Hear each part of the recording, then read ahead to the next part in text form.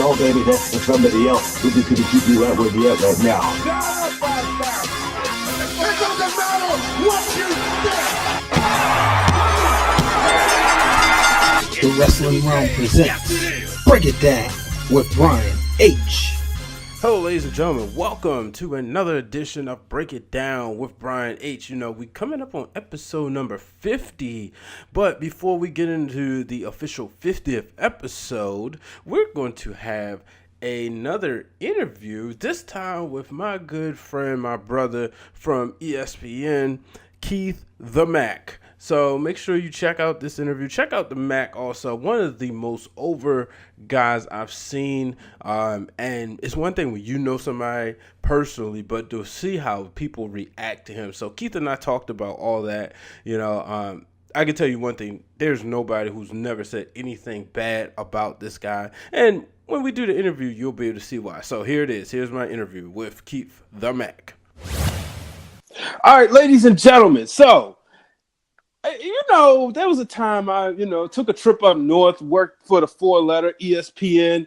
And one thing I noticed about the company was there was a lot of wrestling fans. You know, when you get into sports and wrestling tend to intertwine. But then while I was there, about the first 6 months, everybody kept telling me I had to meet this one guy. This one guy is like, you got to meet him.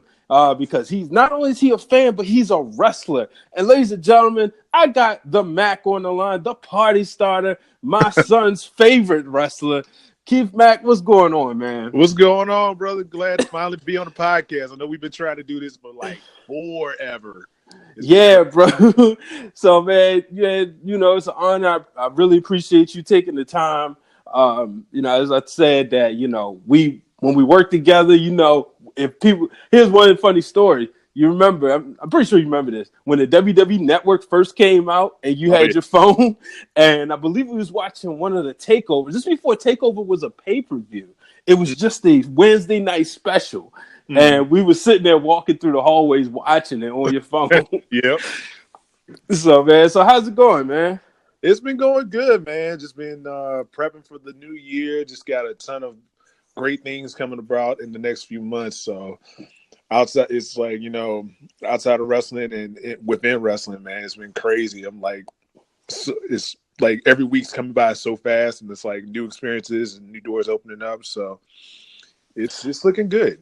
That's good, man. So, I was doing some research today. Obviously I know a little bit about your career, but you never can be too prepared. That's one of the things I learned from Conrad Thompson. And one of the things I noticed, man, have you been put on yet? I've been seeing this thing you've been going on with Syndicate, Hey, man, hopefully coming up on January 12th at PWX Pure. It's been posted out there, finally going to get put on. So we're going to see what's going to happen. I'm trying to figure out what's the problem. I don't understand. You seem like somebody who's willing to come and do the dirty work, to be a team player. They sitting up there, they trying to be all too cool for school. What's the deal? I don't know, man. Like, I've been asking the question the whole entire past year. Like, yo, can you put me on? But, I decided for 2019, I'm going to show them why they need to put me on. So, we definitely got some good things coming up within the next couple months. Yeah, so, like I said, one of the things I liked about the video, man, was that you guys had, you put a little holiday theme to it, and, you asked Santa Claus, man. And look, I tell people all the time, Santa Claus real to me. Okay. He's real. Yeah, exactly, So, I need him to do one more favor before he go to sleep and hibernate until about November on Black Friday. I need him to make sure he puts you on. Hey, man, like I said, hopefully miracles will happen on Saturday, man. It's been crazy. Like we started this probably like about, I want to say maybe March or maybe April. It's like I want to probably say March was when it first started out. It started out as like a segment. I was just kind of like a background guy in the back of a segment for one of my friends, Bobby Ballantyne, who's another great guy to look up. And we just kind of like fell through it, and then we recorded one other segment, and we just put it together. And after that, it became a thing. And then people started like catching on to it, and they were like, "Yo, is the Syndicate gonna put you on? Like, man, you need to get on with them." And we just went so many different avenues and included so many more people into it, man. Because And then I just never thought it would turn into the thing that it is, and people love it. Yeah. So tell me, man. So like I said, when we met, we was in Connecticut. So Mm. obviously you wrestled in the Northeast. First time I Yeah. actually seeing you was actually in Mass. Mm-hmm. Um, Tell me the difference that you noticed in the business as far as in the Northeast versus the Southeast. Northeast versus Southeast. Well, one thing I would definitely say is more of us. It's more black wrestlers down south. Mm-hmm. Because I've done like I started out training in Chicopee, Massachusetts. I was trained under Antonio the Promise Thomas and another guy, Kevin Landry. And most times out of many, I was like the only black guy in the class. Mm-hmm. But yeah, it's I don't know, like as far as like crowds and stuff, I guess up north it was like a little more involved, but that was probably like about maybe 2009, 2010. And just the way that wrestling has kind of expanded and gotten hot all over again, is like now I'm kind of seeing that same feel down here in North Carolina. Like the Carolinas are quite strong right now with a ton of talent from different organizations, from PWX to CWF to AML wrestling, or even PCW in South Carolina, and even in Georgia, and then like Fest Wrestling in Florida. It's crazy like how much talent is like out there. Like there are many great wrestlers like James Drake, Anthony Henry, the Syndicate, the Gymnasty Boys are another big team. Mm-hmm. They're really out there. Even in the women's division, you got like Savannah Evans, you got Ariel Monroe, Secretary Alexander's wife, out there. So it's a lot of great talent out there right now. And like I said, on both ends, whether it be in the South, whether it be in the North, I think it's a really hot commodity right now. And you got a ton of talent. Even up north, you got Northeast Wrestling. You got Limitless Wrestling in Maine. You got Beyond Wrestling out of Rhode Island and in the Boston area. It's been a stable for years. I remember when they were first doing shows at the New England Pro Wrestling Academy, and their first season with Beyond, like you had people like Sasha Banks, you had Sugar Dunkerton, and all them like starting out there. Yeah, man. One of the things that I can appreciate is that we're in the social media era. So a lot of those names I've been privy to just because of Facebook, Twitter, Instagram. Mm-hmm. I follow Black Wrestling Alliance. Shout out to my guy over there. He's actually from the UK, who really gathers a lot of this information, and it's like a healthy database. And he's been like one of the people who's been like supportive, and one of the people I kind of when I put together wrestling for the culture, I would even, I even put a segment dedicated to him. It's like the end news section. Whenever there's a new champion that I find out through his company, that's, I always give credit to him. Oh, yeah. And it's really good to see a lot of us in there, Obviously, we all in this world together. Make no mistake about it. But it's really good when you can see a lot of brothers and sisters out there doing their thing. Oh yeah, definitely. Yeah, there was actually a picture I posted this past year. We had an event at PWX, and there's a ton of talent in that one picture. It was like myself, Darius Lockhart, who was another big name. He's currently the PWX ITV champion. Mm-hmm. Dana Black, Zuka King, Bobby Valentine, Movie Mike, a lot of guys right here in the Carolinas that are making that statement. And that picture alone, that was that picture meant a lot. That's actually one of my favorite pictures from this past year. And just seeing that talent, it makes me kind of really proud of everybody coming up. Yeah, man. And then, so how long you been in the business? Actually, no, this year technically marks 10 years because I started training in 2009, but my first actual match didn't happen until like 2010, and it's crazy now. It's like now I go to most places now, and I'm like, so who's the vet? They're like, you are. I was like, really? I'm like, I don't feel like it. I've taken a lot of bumps and bruises, but it's amazing that it's almost been 10 years now. Now, you brought up a good point. I want to touch on something. Organization, National Association of Black Journalists. Mm-hmm. You and I are both a part of that. Yes. Shout out to Chris Lee also. He was my former tag partner. Right, which I'm gonna get into that a little bit. Mm. But it's amazing how you could just blink your eyes. The last time we saw each other was at NABJ 17 in New Orleans. Mm-hmm. And I remember a lot of the people coming up to me, a lot of just journalism students or, recent grads was like, can you look over my resume? And I'm like, man, I'm the vet, So how often do you get that with these younger wrestlers asking you to look over tapes and footage or watch their matches? Like I said, it happens a lot, like especially with the shows we do now. If I go to a show, like maybe even like a CWF or PW's Pure, everybody always likes to offer advice. And I know there's a lot of kids that are having like maybe their first, third match, or it's like their first year. And sometimes, like, if you see something that can help them out, then, try to help them as much as possible. Like, I had a kid not too long ago, like, worked the match, but he didn't know too much about being heel. So I kind of, throughout the match, kind of like laid in pointers, And the thing about it is I've been in that position where, okay, something went wrong in the match. I'm going to beat myself up about it. But I'm like, no. As I like to tell any green kid out there who's just starting out, like, basically don't look at it as a disappointment or anything. Number one, the first thing is to know that both you and your opponent came out healthy. You're fine.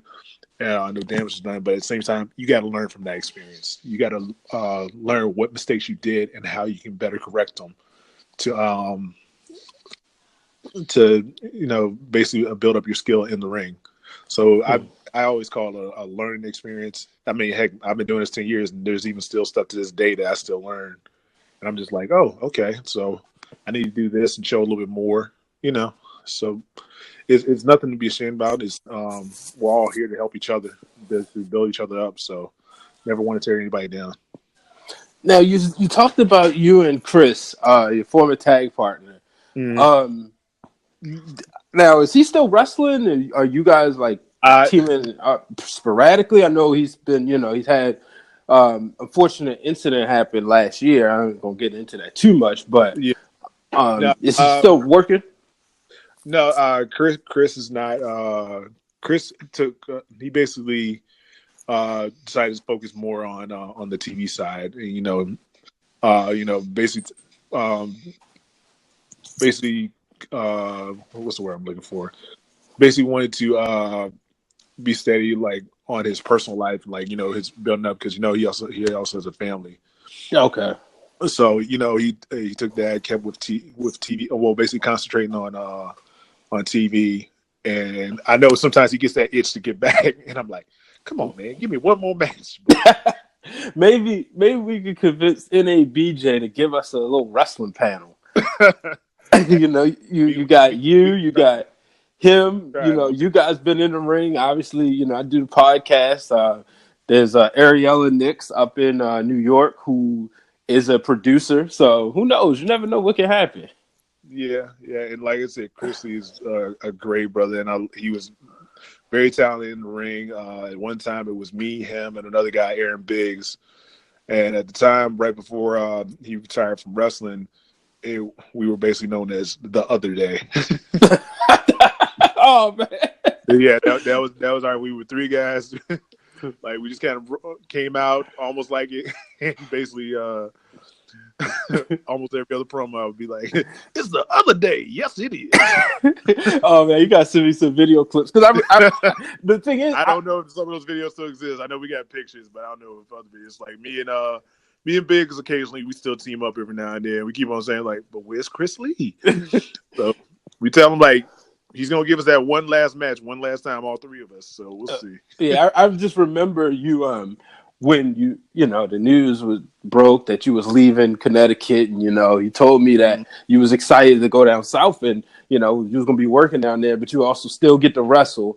And that's the first time you told me about Chris. Next thing you know, me and him was Facebook friends, and I got a chance to meet him in New Orleans. So yeah, no, he was actually that was actually one of my first matches when I moved back to North Carolina. Like he called me up at the time. Aaron Biggs had gotten injured, and he was like, "Well, I need a tag team partner for a show," and I was like, "Well, look no further." I mean, how cool is that? Like, as soon as you touch down, the phone start ringing. Yeah, it's always funny how I tell people like they're like, so how did you guys meet? Did you guys like meet in North Carolina or whatever? I'm like, no, I honestly had never. I met Chris randomly. It was the weekend of WrestleMania 29 when it was in New York and New Jersey. Mm-hmm. And I had just been like, I was at WrestleCon that whole entire weekend, so I walked over to like a Burger King that was like near the venue, and I walked in and I'm like getting ready to order my food, and this guy looks at me, he's like, you know, you look kind of familiar. Like, what's your name? He's like, I'm like Keith Mack. He's like, I think I know you or I know you from certain people, and that was Chris. And ever since then, we've been friends since then. Wow. You know, it's funny. I was at that WrestleCon, man. It's crazy how, like, you know, our paths didn't cross then. And you was also at WrestleMania 28, I believe, right? In Miami? Yeah, man. I think I'm trying to think. At this point, I've done 24, 25. Trying to think. I did 27, 28, 29, and then I just did 33 and 34. Okay. So you doing 35? Oh yeah, I'll be there. Okay, well, I think that'll make Jonathan's day because he hasn't seen you since you left the town. Oh, Funny story. That was the day after I had to break the news to him that wrestling was not a shoot, that it was predetermined. Because at 5 years old, he's sitting there crying because you know how you leave the town, you leave on your back. Hope the next guy get over it. And he's like, I just don't want to see him get hurt. I'm sitting there like, oh my gosh, like, I wasn't ready for this conversation yet. And then my wife was like, you got to tell him. Oh, see, he's going to be that way all the time. First, and it was funny because first it was Bobby Ocean losing in the opener, I think, or one of the earlier matches. And he just gets mad. So, no! I'm like, uh-oh. Like, that just completely changed the whole day. Yeah, man. Yeah, it's kind of good. Like the emotion is what kind of drives me in the ring. So as much as like the fans, when the fans cheer for you, it's just I tell people it's like an overwhelming feeling and whatnot that you can't even explain. Mm-hmm. Like I've come to shows, I've been beat up, I've been hurt, but the minute like I hear my music hit and I go through that curtain, it all fades away. So is it that you can understand when a guy like a Ric Flair can't give it up and they still gotta have that itch to have that match or just come down that aisle, that adrenaline rush that people talk about? Oh yeah, man, it's crazy. Like the feeling you just get doing these shows is like everybody that's all my friends outside of wrestling, like they always ask me like, well, how's it feel and all this stuff. Like when you're coming through, I was like, it's an indescribable feeling because I'll say like even like the bigger shows I do, like when I'm coming down there and I'm seeing like crowds of thousands and hundreds and whatnot, and the kids just got their arms out like wanting to high five you and whatnot, and I'm just like, I want to try to high five every last person, but at the same time, I'm like, I know I got a job to do getting in this ring. Heck, half the time, if anybody that's ever seen me wrestle, they know basically I get blown up just from my entrance because it's just so much energy I try to give off from that. And then I'm like, crap, I got to wrestle now. So what's it like when I saw you, we was at the same Monday Night Raw. The first time I remember I had just surprised Jonathan. It was the Raw after Money in the Bank 2014. When you called it, you said that would be the Miz and Jericho coming back. I think it was. And it was the night AJ came back and beat Paige for the title. And shout out to our friend Maya who was there. That was also with you. Yeah, because I remember she texted me, and at the time she didn't know we knew each other, and she said, "I'm going to a wrestling match tonight." I said, "Okay, cool, I'm going too." She said, "Yeah, my friend got tickets," and then I see her like you guys were like in the same section, but just like the next aisle over. And I said, "Oh yeah, you here with Keith?" She said, that's who I was going with." But that was the first time like when I saw like the kids run up to you. Now here. You're not even on the show. Folks, he wasn't even on the show. He wasn't an extra. And we saw a couple of little kids just running. So, shot.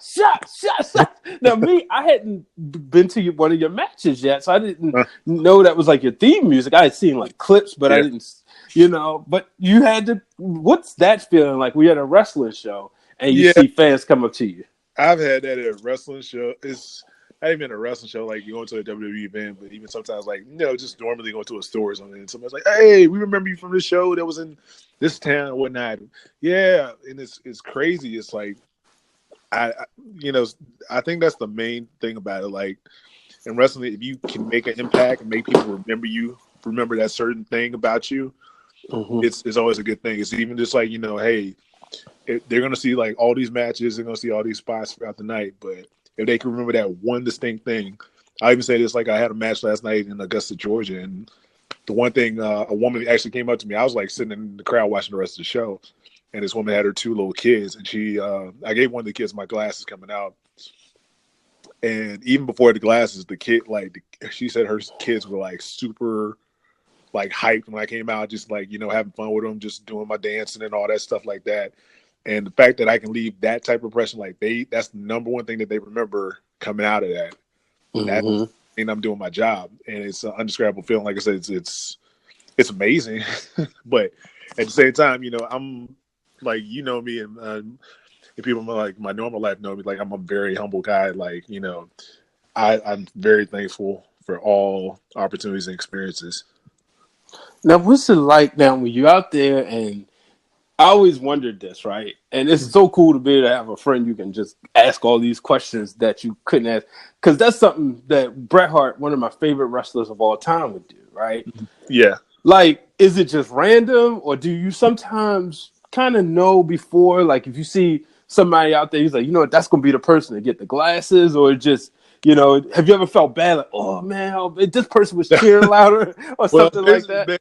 basically, when I come out, I'll come out, I'll get all super hype, high five everybody around, I'll run the ring, and then, you know, the chorus line from my show, from my song, from my theme song kicks in. Then after that happens, you know, I pull the glasses, but then I basically just kind of I do a combination. Like my interest is a combination of Bret Hart, the Macho Man, and Hulk Hogan. And basically, it's like, you know, I'm coming out with the Macho Man like glasses. I'm doing the whole Bret Hart gig, giving the glasses to the kid, but at the same time, I do the Hulk Hogan to each side. Mm-hmm. And basically, I just pop for whoever's the loudest, and I'll just see, like, you know, the first kids in a row. And it's very random. It's very, very random. Or, you know, if I know it's a show where it's like a charity show, Mm-hmm. and, you know, we got those kids who are either, you know, autistic, handicapped, or special needs, or whatnot, then usually I'm always going to end up going for them, because that's one of the huge things with me in wrestling. Like I'm a huge supporter of special needs. Mm-hmm. Even like for me, outside of work and outside of wrestling, I do a lot of volunteer work with the Special Olympics. So,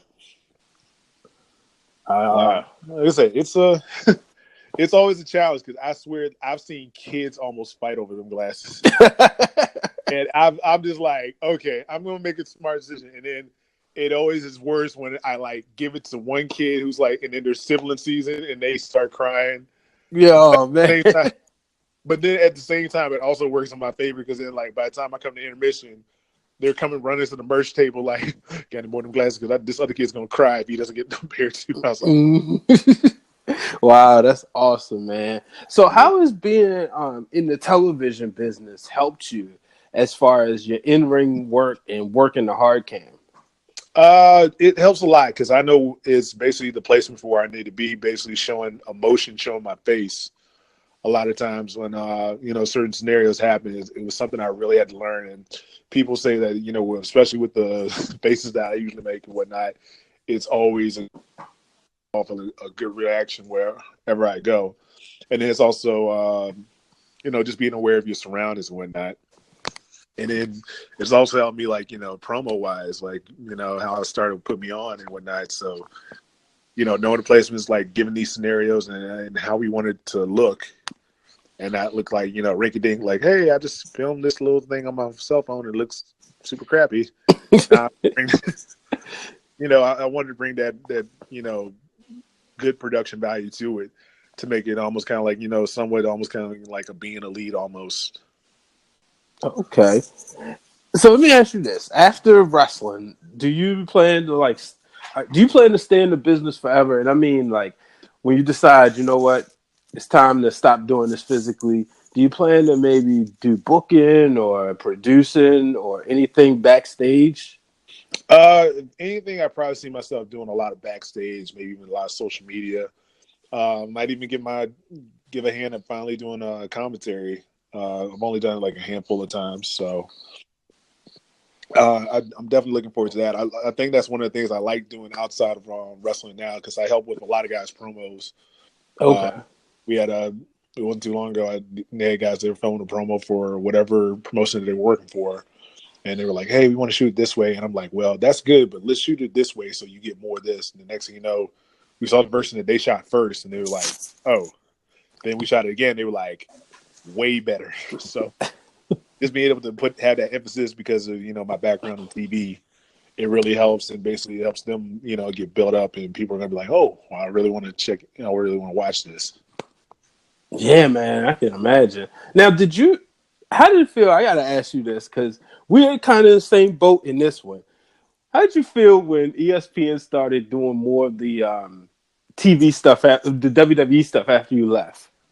I Did got. it? Do you know how hard it was trying to find Monday Night Raw when I'm working a Monday Night Football game? I'm like, well, can I find a live feed on the internet now? I'm like, back then, before everybody started doing like Streamline on their websites, it was like, had to find like those backup sites and whatnot. And then I think it was like a year later, I came up to Connecticut. It was actually on a Monday, and I'm walking through the halls, and I'm like, I know they ain't Monday Night Raw. Like, yeah, we get the feed in every Monday. Mm-hmm. I was like, where was this like 5 years ago? I'm like, come on, man.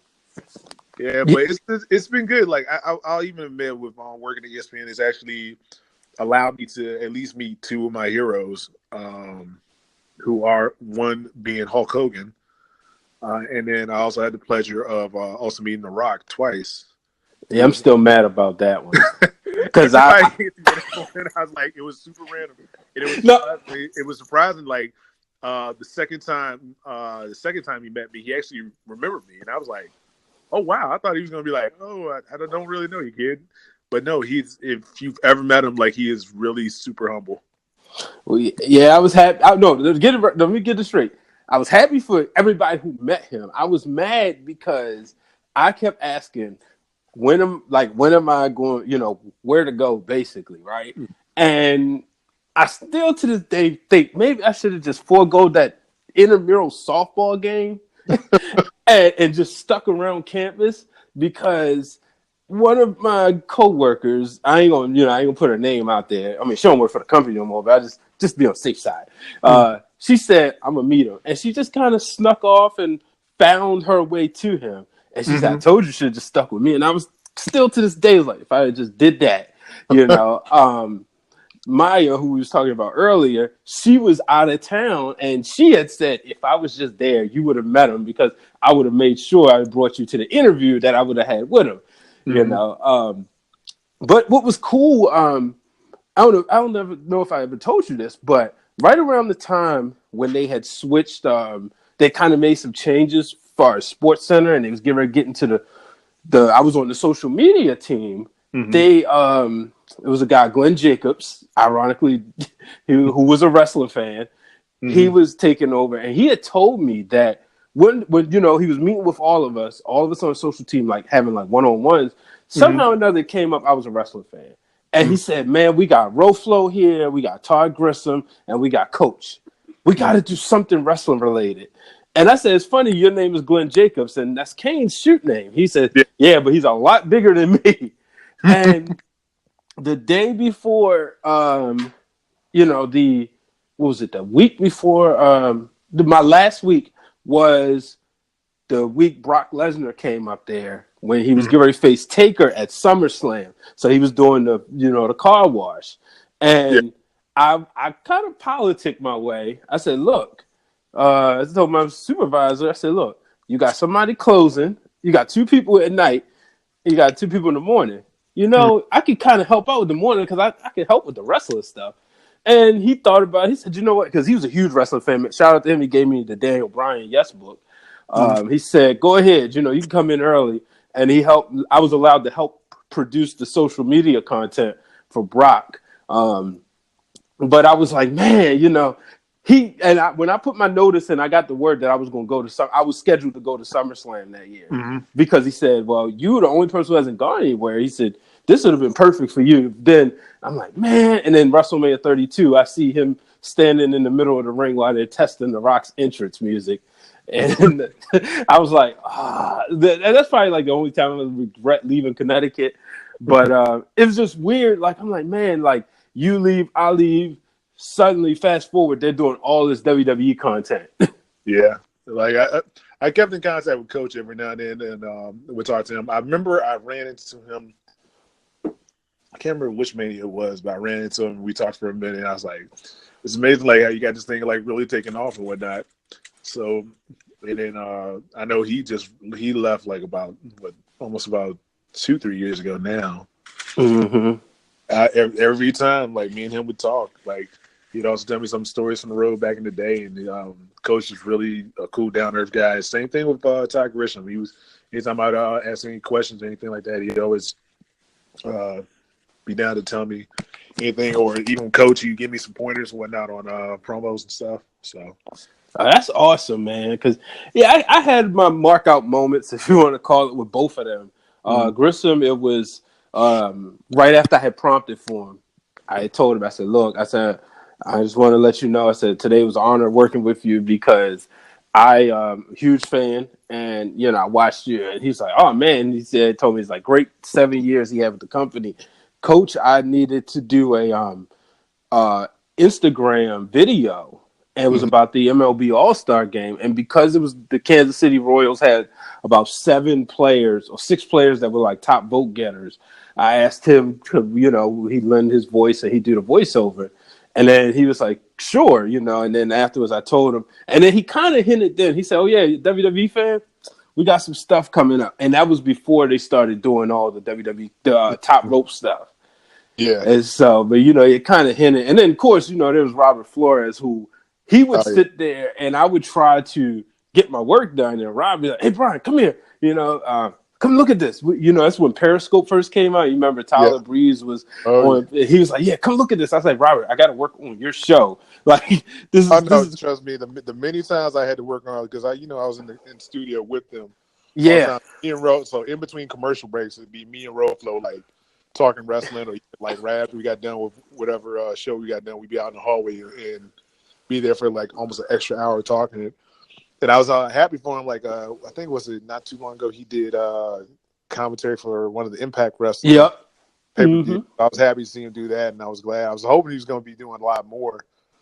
But Roflo was a huge fan. Like every time I would for those at work, sometimes I would send links to watch the pay-per-view, and he was one of the top on that list. Yeah, man. And meet up in the cab and talk about everything on the pay-per-view the next day. So that's the one thing most people didn't know. Like ESPN, before it started like doing more WWE, like you can go to the website now and there's a WWE section. Mm-hmm. Most people think like it just talks mainly WWE, but it also talks about all the stuff that's going on in the indies too. Did you remember being there during anytime any big wrestling news broke, like a movement or perhaps like a wrestling death? I'm trying to think. For me, I don't think there was a big moment. I think years before I started working at ESPN, I was working in local news in Greensboro, North Carolina. And I remember like that was around the time with the whole Chris Benoit situation. Oh, wow. Yeah, that was a day because everybody in the whole entire building knew I was like the big wrestling fan. Mm-hmm. So it's crazy. That's the one day when all like the editors and news producers are asking me like 5 million questions on everything. Like, did you ever have these signs before when you went to shows and blah blah? I was like, I don't know. Wow. It's crazy. It's like, when people know that you're either a wrestler or that wrestling guy at work, and subject in the news, then all of a sudden it's all pointed to you. It'll even go to this day, and I swear this is like the thing that almost everybody has. If anybody that's been a wrestler or worker, and you got your friends outside of wrestling, and then they'll send you this clip of some wrestling thing or a botch or whatever, and you've seen it already, but they will constantly.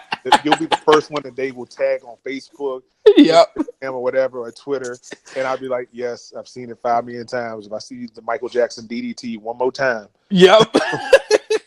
It's crazy. It's like trying to respond, and then I've actually done some things lately where I've actually kind of utilized wrestling into work, where I'm actually for the past 2 years. Currently, I work for the SEC network, and one of the shows I work on is the Paul Feinbaum show. Mm-hmm. That show, every time around football season, like in about August, we try to predict who's going to be like the top draw for for the SEC championship. So what I decided to do about 2 years ago, I was like, hey, how about this? How about we get about 14 guys, because there are 14 schools, have each guy put on a different school shirt representing that school, and we have a battle royal that basically tells you that can basically give us a prediction or outcome of who you think is going to be the SEC champ. And now for the second year running and almost going into our third year, we're doing the Feinbaum battle royal. Yeah, I watched that, and it's funny because I knew that was you. Yeah. Little tidbit. The first year we did it, I actually couldn't make it the night I was supposed to participate in that battle royal, but that same night that they were planning to tape it, I ended up having a commitment as an extra at Ring of Honor. So okay. I was like, this is a big opportunity. I'm like, it's kind of hard to decide. And then the second year we ended up doing it, and then I'm there like, oh, we're gonna put Georgia over, and I'm like, well, who's gonna be Georgia? Then they all look at me. I'm like, I don't want to be Georgia. I don't want to be that guy. And then I'm just like, okay, I guess we're doing this. I'm like, everybody knows that we're gonna do it, and I'm like, okay. I'm like, but next year, I was like, next year, I can't be that guy. That's hilarious. It's funny. Did you know Robbie Snyder? Robbie, yeah, I know Rob Snyder. He's another guy we always talk wrestling. Yeah, it's funny because with him being a CBS, whenever they have like a wrestling reference, I always know that's him. And I've met him actually like at a party one night, and you know how it is at ESPN. It's always that random party or whatever. And I met him, and somehow or another, I don't know if I had a wrestling shirt. You know what? I did. I had the Rock shirt on with the Brahma Bull with the flag. And somehow or another, we started talking, and I was like, dude, you look like Kerry Von Erich. And he started, but then, I probably didn't see him no more until when I went to social media. I remember they kept talking. I was like, yeah, well, Rob was here. He was a big wrestling guy, and this, that, and the other. And, we started following each other on Twitter. But it's funny, whenever I see something on CBS, I'm like, that's Rob. I know he did that. I think when they did their, remember how the old Royal Rumble entrance used to be? Mm-hmm. Yeah, he did something like that, It was like when I see that, or if I see something on SEC Network, I'm like, yep, that's Keith. Yeah. It's just funny how, like, me and my buddy Glenn from the Wrestling Marks of Excellence, you met Glenn, I believe, at WrestleMania 33. We always have a saying that everybody at one point in time was a wrestling fan. Oh, yeah.